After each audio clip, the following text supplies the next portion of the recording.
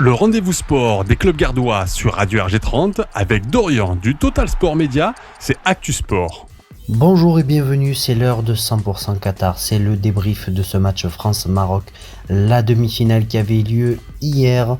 Et donc victoire des Bleus à l'issue de cette rencontre et qualification en finale, une victoire 2-0 avec un but de Théo Hernandez à la 5e minute, puis changement à la 78e minute et Kolo Muani vient inscrire le deuxième but qui vient conforter un peu plus la qualification des Bleus pour cette finale face à l'Argentine. Ça sera ce dimanche à 16h.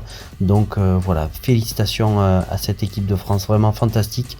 Depuis le début, une seule défaite, c'était face à l'équipe de la Tunisie, 1-0. Mais voilà, quel parcours de notre équipe de France, vraiment depuis le début de cette compétition, avec cette jeunesse et à la fois les joueurs d'expérience. Et pour nous, l'homme du match évidemment de cette rencontre, c'est Antoine Griezmann, qui était de partout. Le milieu de terrain était également en défense.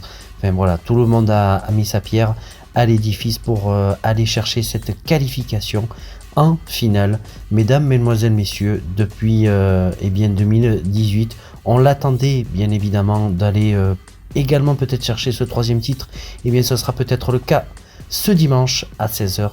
Donc on l'espère que vous serez nombreux devant vos postes de télé et radio pour suivre bien évidemment cette fantastique rencontre entre la France et l'Argentine. Allez les Bleus! Voilà, c'était 100% Qatar qui avait lieu donc juste avant. Et on va commencer cette chronique 100% handball parce que bien évidemment l'actualité sportive battait son plein le week-end dernier, avec notamment l'USAM qui recevait Toulouse au Parnasse. Défaite des USAMistes sur le fil, malheureusement largement menée dans la première période, jusqu'à 8 buts au coup de sifflet de la mi-temps.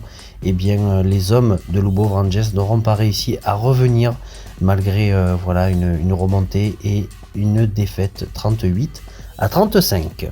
Du côté de la N1, là aussi défaite en terre ajaxienne. Sur le fil également, un but inscrit sur penalty à la dernière minute. 27-26, c'est le score à l'issue de cette rencontre. La N1 de Bagnols s'est également inclinée dans ce week-end. Une défaite face à Toulouse, 38-28. C'était la dernière à domicile de l'année 2022. Et malheureusement, ils n'auront pas su créer la sensation à Bagnols.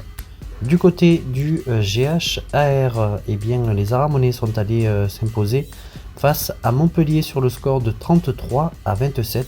De quoi finir l'année 2022 là aussi sur une belle note positive. Merci de nous avoir suivis dans cette chronique à la fois 100% Qatar et aussi handball. On se retrouve demain pour débriefer des autres rencontres qui avaient lieu dans le week-end. Passez une excellente journée sur Radio RG30.